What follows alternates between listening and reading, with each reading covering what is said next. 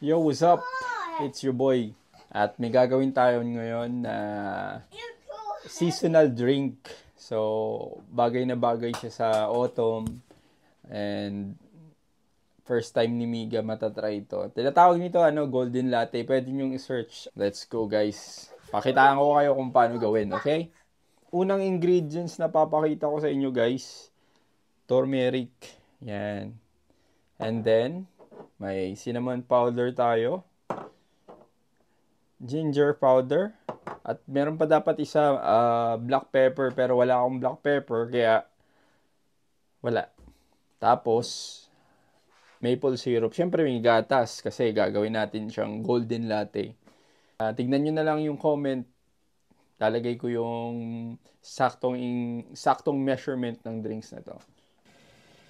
So, ano lang to, ina-eyeball ko lang pero bibigay ko sa inyo yung tamang ingredients nito guys. Just lagyan mo lang siya ng konting hot water. Stir nyo lang guys. Nice aroma. Gusto nyo yung medyo dagdagan yung ating more on cinnamon, pwede din. Ayan. Try natin kung magugustuhan niya, kung hindi. Siyempre, balik sa kape. Organic milk ni Miga, siyempre.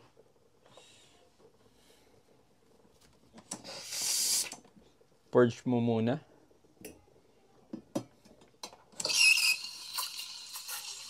Hindi ako sure kung magugustuhan niya, pero hopefully. Medyo masarap naman siya. Lalo na sa season dito, medyo malamig-lamig na. So, shooting yung ginger, sorry na natabig ko. Yung turmeric, yung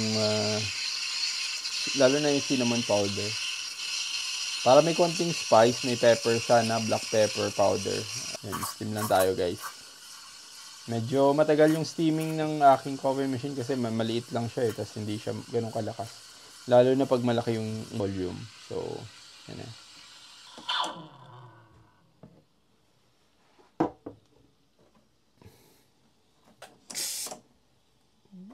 Purge before and after steaming. Okay. Tapos lagyan lang natin ng konting cinnamon powder pa on top. Konti lang.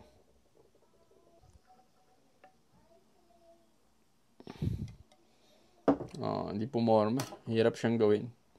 Ayan, pakita ko sa inyo guys. Ayan, medyo may konting heart naman siya. Parang ulo lang ng Anyway, ayan, papatitikimin natin kay Miga. Ayan. Wow, thank you. Okay lang ba? More on maple. Sarap. Golden latte. Yan yung upside down, upside down. Okay naman daw yung lasa, guys. Pasado.